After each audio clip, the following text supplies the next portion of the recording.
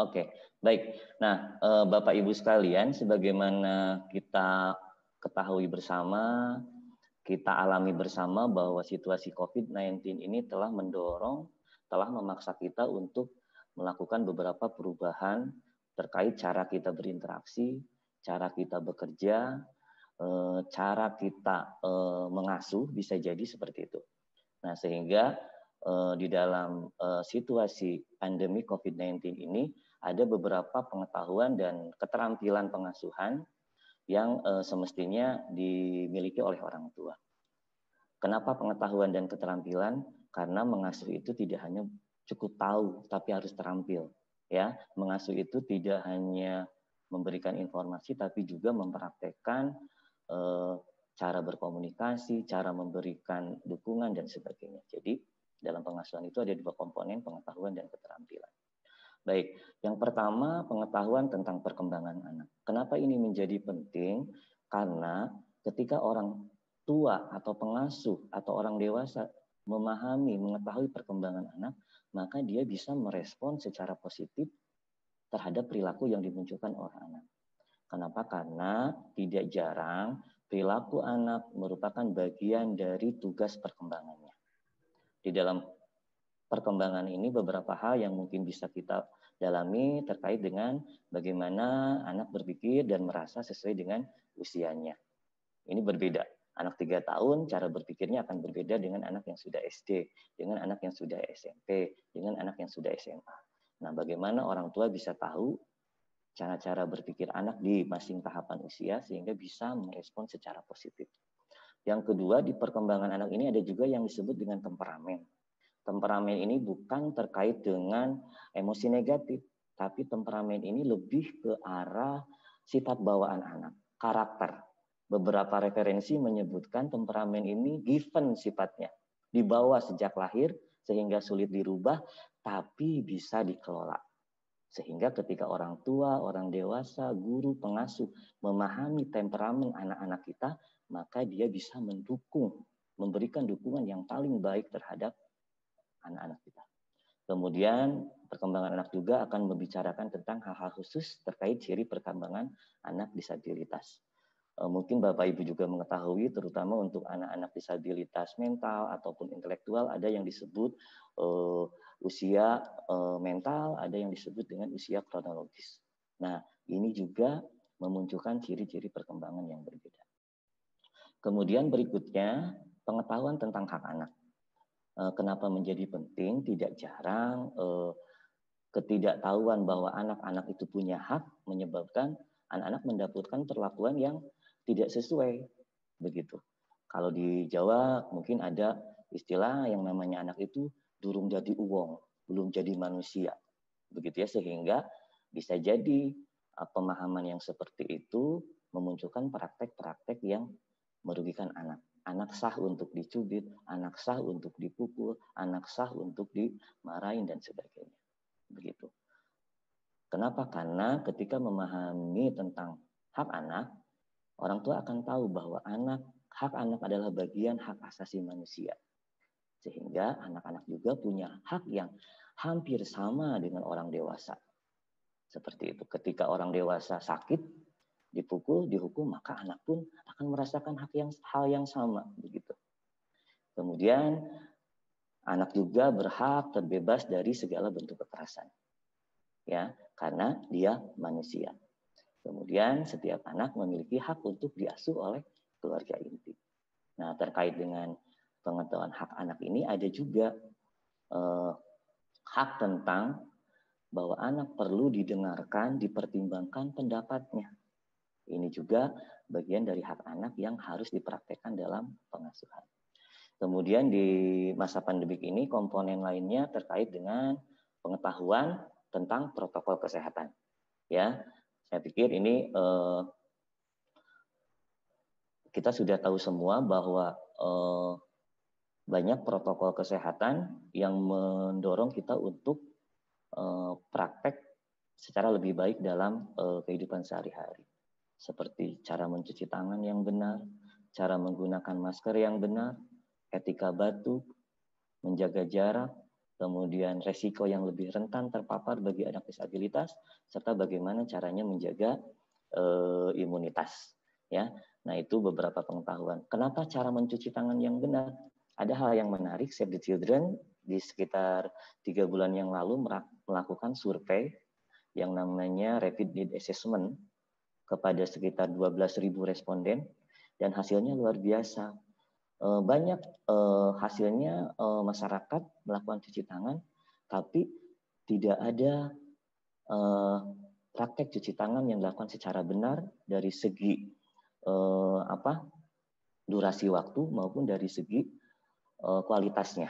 Ada yang hanya mencuci tangan bagian atasnya saja, ada yang hanya bagian telapaknya saja, begitu. Padahal standar tentang mencuci tangan yang benar itu sudah ada. Dan ini sangat signifikan terhadap pencegahan COVID-19. Itu. Kemudian komponen yang berikutnya adalah keterampilan mengatasi kalau berhadapan dengan tantangan-tantangan pengasuhan. Sehingga kita harus terampil bagaimana mengatasi tantangan-tantangan tersebut tanpa saling menyakiti, tanpa menimbulkan tindakan kekerasan terhadap anak. Nah, keterampilan mengatasi konflik ini diantaranya masalah dengan anak tanpa kekerasan. Itu beberapa pengetahuan dan keterampilan penting yang perlu dimiliki oleh orang tua, pengasuh, orang dewasa di masa pandemi COVID-19 ini. Berikutnya. Nah, kenapa Save the Children begitu getol mengembangkan pendekatan yang namanya disiplin positif? Jadi sebelum saya lebih jauh memaparkan, ada 2 pendekatan yang dilakukan oleh Save the Children terkait dengan disiplin positif. Yang pertama disebut dengan positive discipline in everyday parenting. Ini untuk setting keluarga. Yang kedua adalah positive discipline in everyday teaching. Ini untuk setting sekolah. Nah, pada kesempatan ini kami akan lebih banyak berbagi pembelajaran terkait dengan setting keluarga. Karena tujuannya bagaimana menyiapkan orang tua mendukung pengasuhan secara positif untuk anak bisa kembali ke sekolah. Mengapa kemudian disiplin positif? Yang pertama, tidak sedikit pemahaman yang keliru tentang disiplin. Disiplin itu dipahami sama dengan hukuman. Disiplin itu harus menyakitkan supaya efektif. Disiplin itu harus membuat anak jerak. Sehingga akibatnya tidak jarang praktek pengasuhan dengan menggunakan kekerasan. Jadi dengan nama disiplin kita melakukan kekerasan terhadap anak. Nah, apakah kekerasan bisa membuat anak nurut, patuh sama orang tua, sama pengasuh? Sangat bisa. Ya, dan banyak juga yang menerapkan seperti itu, anaknya patuh, nurut. Persoalannya adalah anak-anak patuh, anak-anak nurut bukan berangkat dari kesadaran, bukan berangkat dari rasa hormat, tapi berangkat dari rasa ketakutan. Sehingga kekerasan hanya melahirkan ketakutan, bukan kehormatan. Kekerasan hanya melahirkan ketakutan, bukan kesadaran. Problemnya adalah apakah kita mau menjadi orang tua yang ditakuti atau dihormati oleh anak-anak kita. Nah, berikutnya, disiplin itu sendiri berasal dari kata disciple, yang artinya mengajar atau melatih secara terus-menerus. Jadi secara akar bahasa maupun terminologinya tidak ada konteks hukuman di dalam menerapkan disiplin itu. Ya, sehingga dampaknya bisa jadi ketika kita menerapkan disiplin secara positif, boleh jadi pengasuhan yang dilakukan terhadap anak-anak kita bisa menggunakan komunikasi yang saling menghormati. Gitu. Berikutnya.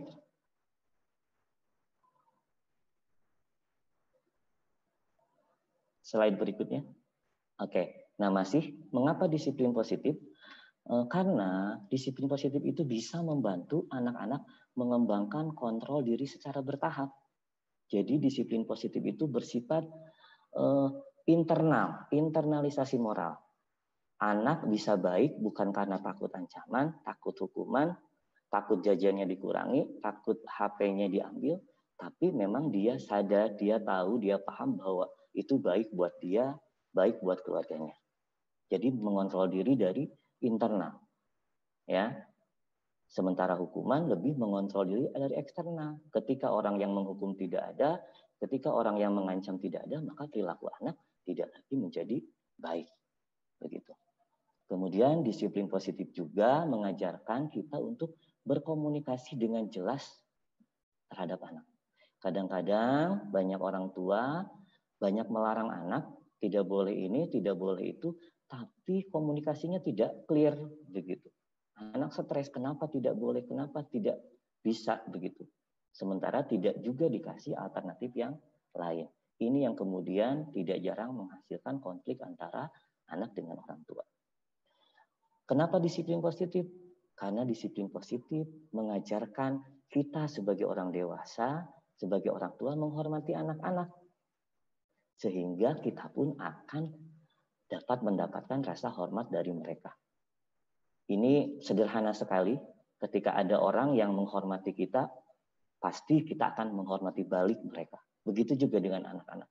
Ketika kita mengasuh dengan menghormati mereka, memberikan informasi dengan cara yang penuh hormat, begitu, maka timbal baliknya pun akan positif.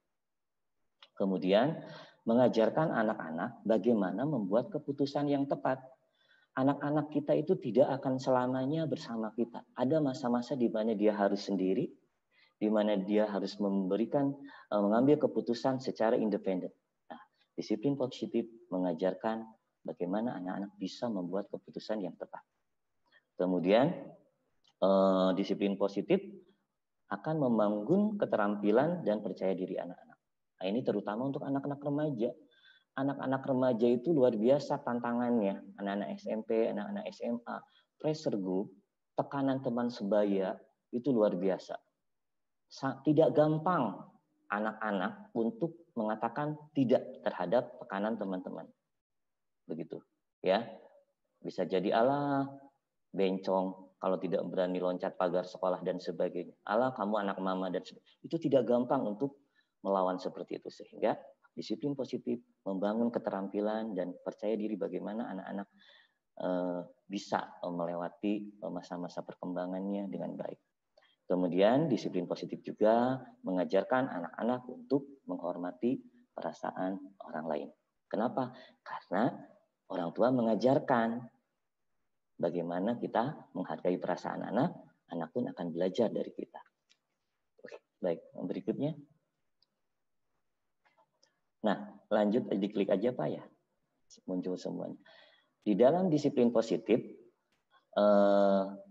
penerapannya itu sama halnya dengan membangun sebuah rumah.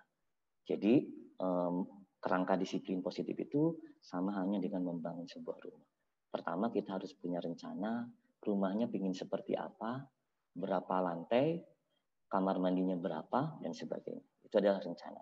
Kemudian kita harus punya alat-alat yang tepat untuk membangun itu rumah. Begitu. Kemudian kita juga harus paham bahan-bahan yang berkualitas seperti apa. Kemudian yang terakhir, kita harus punya pendekatan dalam menghadapi tantangan, hambatan, dan frustasi. Rumahnya sudah mau selesai, tapi ternyata jendelanya agak miring. Apakah kita pukul? Apakah kita tendang? Apakah kita bentak-bentak sehingga jendelanya kembali lurus? Tentu tidak. Tapi kita harus punya pendekatan dalam menghadapi tantangan. Nah, di dalam pengasuhan, rencana itu disebut sebagai mengenali tujuan jangka panjang pengasuhan atau long term goal. Kenapa ini menjadi penting? Karena tidak sedikit pengasuh orang tua yang terjebak pada tujuan jangka pendek pengasuhan. Apa itu tujuan jangka pengasuhan? Tujuan jangka pengasuhan itu adalah kualitas karakter yang ingin kita lihat, yang ingin kita dapati pada anak-anak kita ketika mereka dewasa. Misalkan kita ingin ketika anak kita 20 tahun dia menjadi orang yang jujur, yang bertanggung jawab, yang penyayang, begitu. Itu adalah tujuan jangka panjang. Nah, Tujuan jangka pendek itu apa? Tujuan jangka pendek adalah ketika orang tua, ketika pengasuh menginginkan anaknya untuk melakukan sesuatu atau tidak melakukan sesuatu saat itu juga. Cepat mandi. Pokoknya matikan TV-nya. Pokoknya simpen HP-nya. Sekarang juga. Itu. Nah, tidak jarang tujuan jangka pendek mendorong tindakan kekerasan. Begitu, karena kita ingin anak kita melakukan saat itu juga. Sehingga bisa jadi fokus pada tujuan jangka pendek akan merusak tujuan jangka panjang. Kenapa? Karena kita tidak mungkin menciptakan sosok anak kita yang penyayang, sementara praktek pengasuhannya dengan dibentak, dengan dimaki, dengan dipukul, begitu. Supaya tujuan jangka pendeknya bisa tercapai. Ya, di disiplin positif mengajarkan tujuan jangka pendek menjadi tantangan untuk mencapai tujuan jangka panjang. Ya, tujuan jangka pendek harus dilewati, tapi caranya dengan tidak merusak tujuan jangka panjang. Nah, bagaimana caranya? Disiplin positif menyediakan dua alat yang luar biasa dalam mengasuh. Alat-alat tersebut adalah menyediakan kehangatan dan menyediakan bimbingan. Saya akan bahas sedikit. Apa itu kehangatan? Kehangatan itu adalah memastikan bahwa kehadiran kita aman untuk anak-anak kita. Hari ini, situasi di luar sangat tidak aman untuk anak-anak kita. Maka, jadikan rumah kita menjadi tempat yang aman bagi anak-anak kita. Yang kedua, kehangatan itu apa? Kita memahami apa yang menjadi perasaan anak, kita memenuhi kebutuhan anak. Itu adalah kehangatan. Begitu. Kemudian kehangatan juga termasuk mengungkapkan rasa cinta dengan kata-kata dan tindakan. Ya, kita tidak hanya cukup di hati kita sayang anak kita, tapi diungkapkan, dipraktekkan dengan memeluk, dengan mencium, dengan merangkul. Kalau untuk anak usia dini dengan ngobrolnya itu badannya kita jongkok supaya sejajar, itu adalah bagian dari kehangatan. Kemudian ada yang disebut dengan bimbingan. Ini juga alat yang luar biasa. Apa itu bimbingan? Bimbingan itu memberikan informasi yang memadai untuk anak-anak kita. Nilai-nilai, ini boleh, ini tidak boleh, ini baik, ini tidak baik. Kemudian bimbingan itu adalah menjadi model yang positif untuk anak-anak kita. Bimbingan itu adalah menyelesaikan masalah bersama-sama anak. Jadi kehangatan dan bimbingan adalah dua hal yang harus selalu bersama-sama. Kita tidak bisa memberikan kehangatan saja tanpa nilai-nilai. Kalau hanya kehangatan yang diberikan, bisa jadi akan membuat anak kita menjadi manja. Kita tidak bisa memberikan informasi, memberikan nilai-nilai, tapi dengan membentak, dengan mengancam, tanpa kehangatan. Jadi kehangatan dan bimbingan adalah dua hal yang harus kita sediakan dalam proses pengasuhan kita. Kemudian berikutnya adalah memahami bagaimana anak-anak berpikir dan merasa. Ini sudah sempat saya singgung tadi, bahwa poinnya adalah kita sebagai orang dewasa, sebagai orang tua, sebagai pengasuh harus mulai melihat dari perspektif anak. Ketika anak usia 3 tahun lompat-lompat di kursi, kalau kita paham itu adalah tugas perkembangan anak, maka kita tidak akan melotot, maka kita tidak akan teriak, maka kita tidak akan stres, tapi kita akan menerima bahwa dia sedang mengeksplorasi dirinya. Ketika anak kita 4 tahun mulai manjat-manjat, atau yang 6 tahun mulai manjat-manjat, ingin manjat pohon, kita siap di bawah. Ayo, mau kemana? Sebelah sana, ke kanan, ke kiri, ada mama, ada bapak di bawah. Kenapa? Karena kita paham itu bagian tugas perkembangan anak. Ketika kita melihat anak-anak remaja kita yang SMP, yang SMA tiba-tiba pulang celananya disobek-sobek, rambutnya diwarna-warni, kita mungkin tidak akan langsung marah, jengkel, memukul, tapi kita akan duduk. Kenapa? Karena itu bagian dari tugas-tugas perkembangan anak. Remaja ingin menunjukkan, Bapak, Mama nih, saya udah gede, saya sudah punya pilihan. Itu adalah saat yang tepat bagaimana kita memberikan kehangatan dan bimbingan supaya anak bisa melewati tugas perkembangannya dengan baik. Jadi memahami bagaimana anak berpikir dan merasa, lebih melihat diri dari cara pandang anak. Begitu. Di memahami bagaimana anak berpikir dan merasa juga ada yang disebut tadi, sempat saya singgung, yang dinamakan dengan temperamen. Nah, ini juga erat kaitannya dengan di masa COVID ini. Temperamen itu tadi sifat bawaan yang melekat dalam diri anak. Ada anak-anak yang tingkat adaptasinya tinggi. Ketika misalkan anak dari Makassar atau anak dari Jakarta ke Lembang yang suhunya dingin, bisa jadi butuh jaket 2 atau 3. Tapi ada juga anak-anak dari Jakarta ketika ke Lembang dia tidak butuh jaket. Atau bukan anak-anak, kita orang dewasa.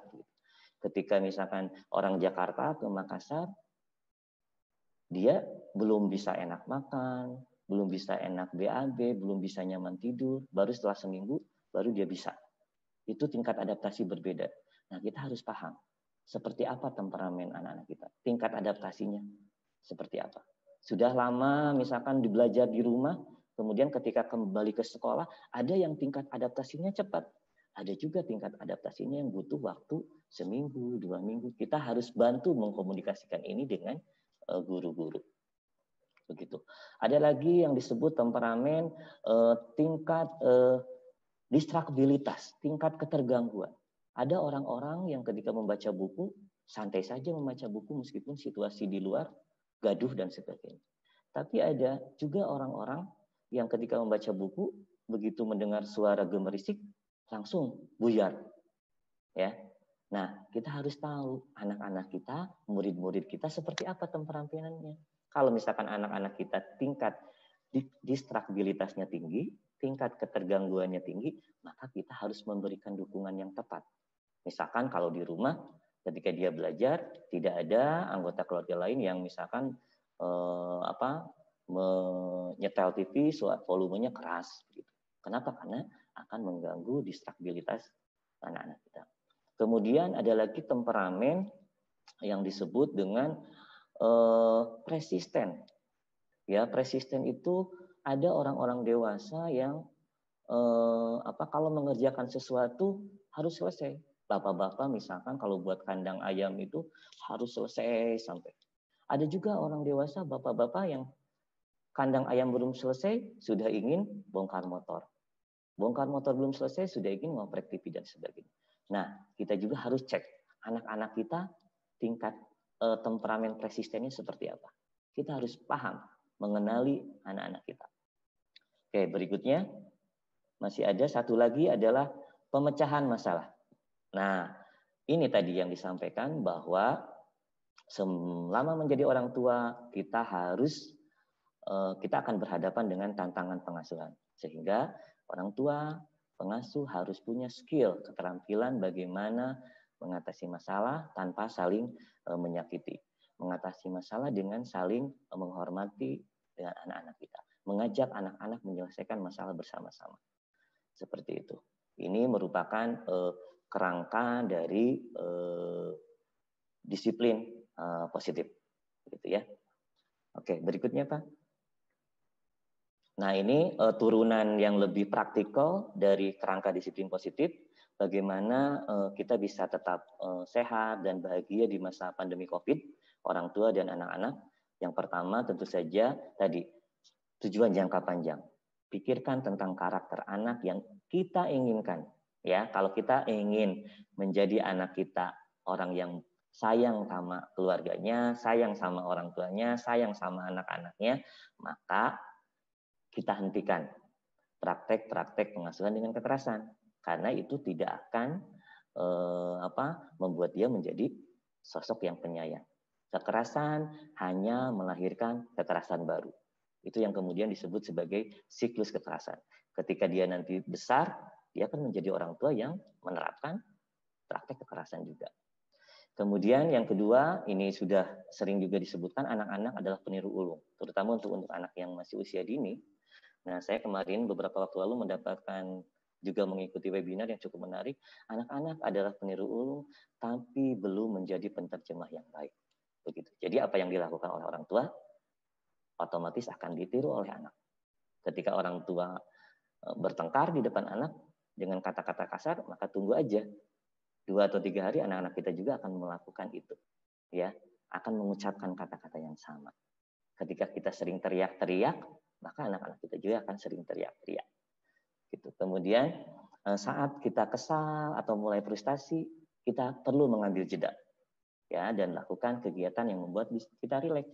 Ini yang kemudian disebut sebagai perawatan diri, ya. Kalau teman-teman psikolog bilangnya, ketika kamu mau memberi bantuan air kepada seseorang, pastikan kita tidak kehausan.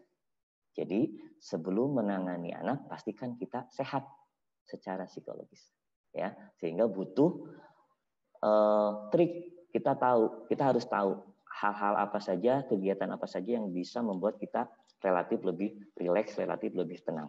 Karena itu akan sangat berpengaruh terhadap bagaimana kita mentreatment anak-anak kita. Kemudian, agar kita tidak merasa sendirian, upayakan tetap berhubungan dengan orang lain melalui cara yang aman. Ini juga penting karena banyak juga orang tua yang merasa bahwa dia begitu menderita. Padahal tidak hanya kita, hampir semua orang tua mengalami hal yang sama, belajar, berjuang untuk melewati masa-masa sulit ini. Sehingga kita tetap perlu berkomunikasi, membangun komunikasi, kontak dengan orang-orang yang memang bisa memberikan kita kenyamanan, ya, dengan tetap memperhatikan cara-cara yang aman. Kemudian menunjukkan cinta dan perhatian dengan cara saling mendengarkan dan memberikan dukungan satu sama lain. Oke, berikutnya, Bapak.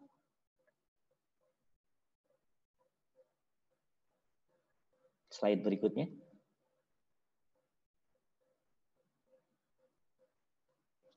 Oke, kemudian tadi kita bisa memecahkan masalah bersama untuk melewati masa sulit ini, ya, dengan pelibatan anak dan anggota keluarga. Jadi anak-anak diajak untuk mendiskusikan ketika ada tantangan-tantangan yang membuat kita frustasi di rumah, anak-anak bisa diajak. Terutama anak-anak yang sudah remaja, yang sudah bisa diajak berkomunikasi, termasuk misalkan merencanakan hal-hal apa saja yang perlu kita lakukan untuk besok, kita ada usulan terkait dengan makanan dan sebagainya, itu menarik begitu ya untuk melibatkan anak memberikan saran, gagasan dalam menyusun rencana di keluarga kita. Kemudian bila kita melakukan kesalahan, ungkapkan rasa penyesalan serta perbaiki diri untuk ke depan. Nah, ini juga challenging bagi orang tua.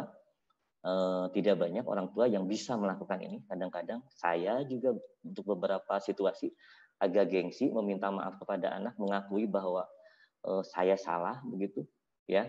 Nah, ini juga kita perlu latihan, ya, untuk bisa memastikan bahwa kita fair, ya. Kalau misalkan kita keliru dalam mengambil keputusan, dalam melakukan tindakan, kita melampaui batas, ya kita minta maaf begitu. Dan bagaimana mendiskusikan supaya itu tidak terulangi lagi. Kemudian yang perlu kita ingat juga bahwa kekerasan bukan solusi. Seperti saya sampaikan tadi di awal, bahwa kekerasan hanya melahirkan kekerasan baru. Ini menjadi tantangan bagi kita semua untuk memutus rantai kekerasan di segala setting, di rumah, di sekolah, begitu ya. Karena tadi kalau misalkan anak kita dididik dengan kekerasan, maka dia akan tumbuh menjadi sosok, menjadi kepala keluarga, menjadi rumah tangga yang kemungkinan akan menerapkan hal yang sama, begitu. Kemudian jika rencana kurang berhasil, kita tidak boleh patah semangat dan kita bisa coba sambil mendiskusikan, mencari dukungan dari pasangan, bagaimana supaya ini bisa berjalan lebih baik. Kemudian jika berjalan baik, kita puji diri kita bahwa kita sudah melampaui kemenangan-kemenangan kecil dan kita bisa lakukan itu dengan konsisten. Baik, berikutnya. Nah, slide ini akan lebih banyak menyampaikan terkait dengan situasi anak remaja karena memang kerangkanya tadi bagaimana mempersiapkan anak-anak tingkat SMA, kemudian SMK untuk kembali ke sekolah. Jadi mengasuh anak sesuai tahapan perkembangan. Ya, jadi anak-anak remaja kita harus paham bahwa mereka lebih beresiko karena belum menyadari konsekuensi dari tindakan yang mereka lakukan. Kita perhatikan kalau misalkan pakai motor, lihat anak-anak remaja, jarang sekali yang kecepatannya rendah, ya.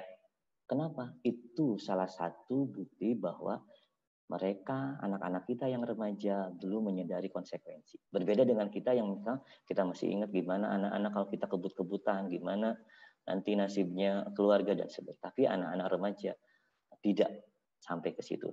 Sehingga butuh yang namanya kehangatan dan bimbingan. Begitu.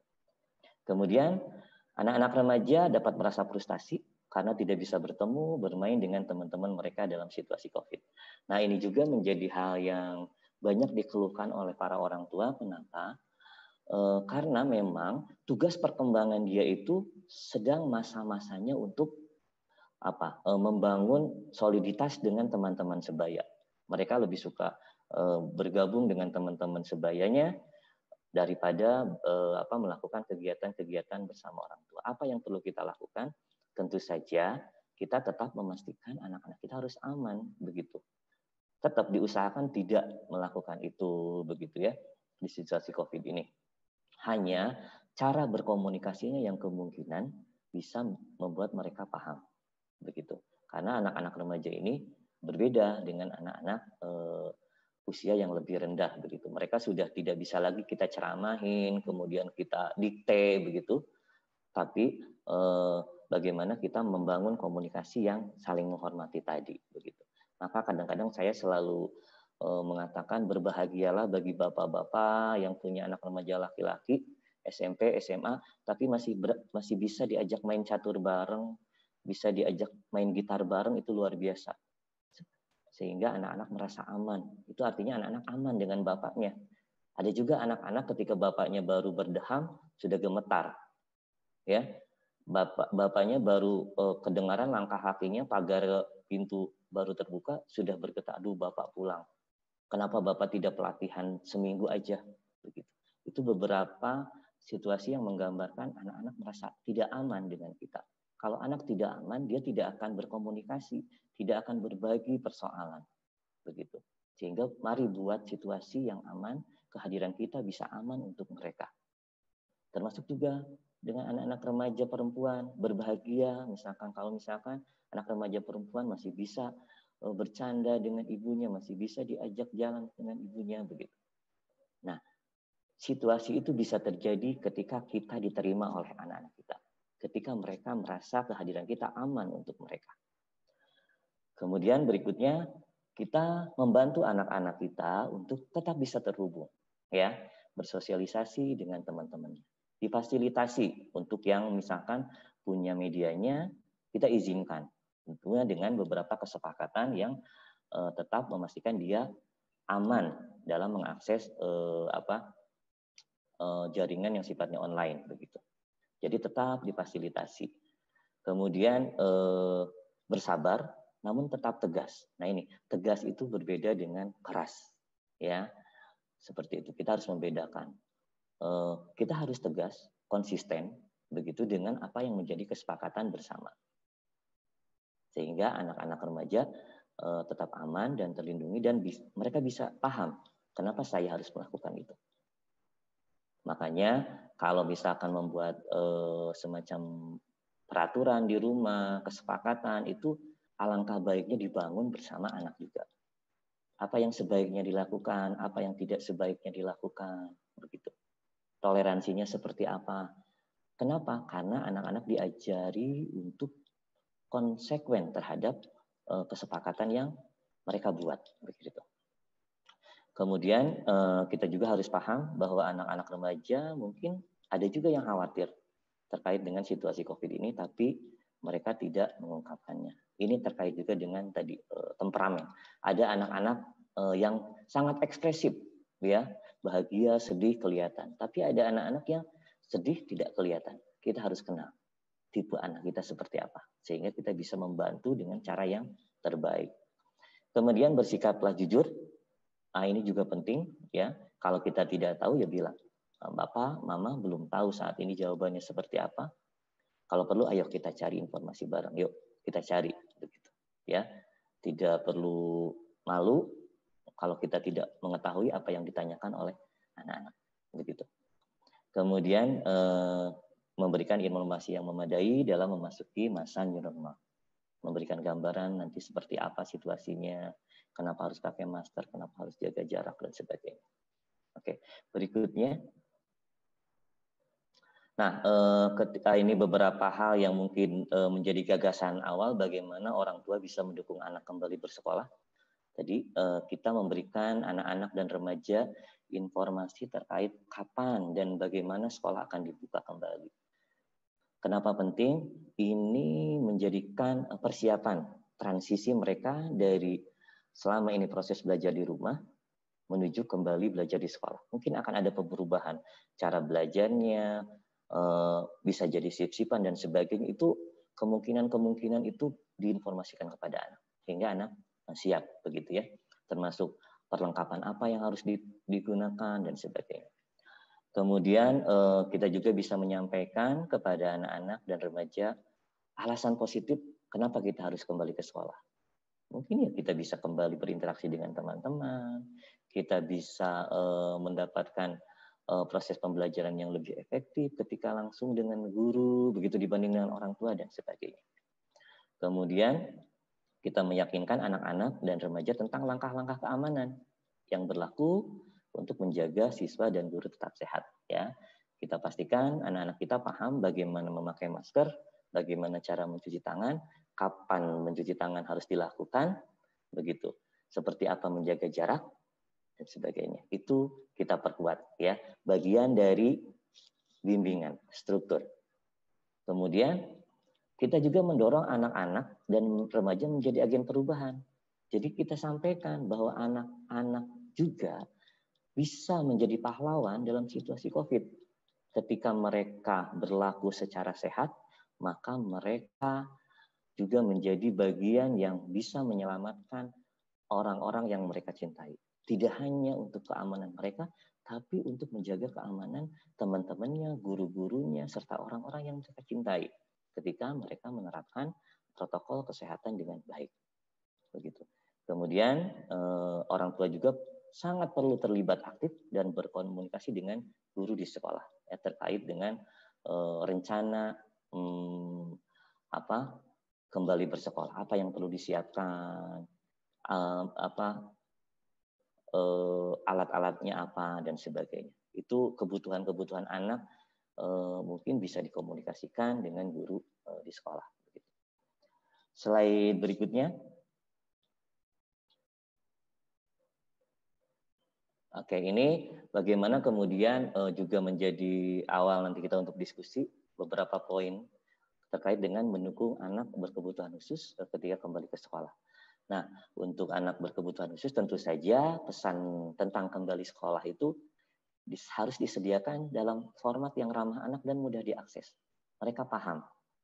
Boleh jadi dengan menggunakan gambar atau media-media yang lainnya tentang rencana kembali ke sekolah. Kemudian orang tua perlu mencari informasi tentang kebutuhan belajar anak, ya, bisa berkomunikasi tadi dengan guru dan sebagainya. Di masa new normal ini apa kebutuhan tambahan apa yang harus disediakan oleh orang tua? Nah, itu harus diperoleh informasinya dari guru dan sebagainya. Kemudian orang tua dan guru juga memiliki ekspektasi yang fleksibel terhadap anak. Jadi mimpi-mimpi kita bisa jadi harus kita turunkan dulu begitu karena situasinya masih dalam proses transisi adaptasi. Begitu. Ini akan sangat membantu tidak hanya untuk anak tapi untuk kita sebagai orang tua supaya tidak stres. Ekspektasi kita turunkan, kita sesuaikan dengan kemampuan anak dalam masa transisi ini. Kemudian untuk anak-anak berkebutuhan khusus juga orang tua penting memberikan informasi yang mudah dipahami terkait pentingnya menjaga keamanan diri. Ya, beberapa anak berkebutuhan khusus sangat mudah memahami bagaimana cara etika batuk. Ya, saya beberapa kali di masa COVID ini ketemu dengan teman-teman anak berkebutuhan khusus, dia ketika batuk dia bisa melakukan itu. ya. Jadi bagaimana panduannya, bimbingannya yang memang mudah dipahami. Kemudian anak-anak juga perlu dikasih tahu siapa yang bisa mereka hubungi ketika mereka perlu mendapatkan dukungan. Begitu ya, ketika mereka berada dalam situasi sulit, mereka juga anak-anak perlu dikasih tahu. Kemudian terkait dengan orang tua perlu aktif berkomunikasi dengan guru ya, untuk memastikan apakah anak-anak kita yang berkebutuhan ini cukup aksesibilitas tidak dengan alat cuci tangannya, dengan ruang belajarnya, begitu. Itu perlu dilakukan komunikasi secara intensif dengan para guru, begitu. Itu barangkali yang bisa saya sampaikan. Mudah-mudahan bisa menjadi poin untuk kita diskusi. Terima kasih.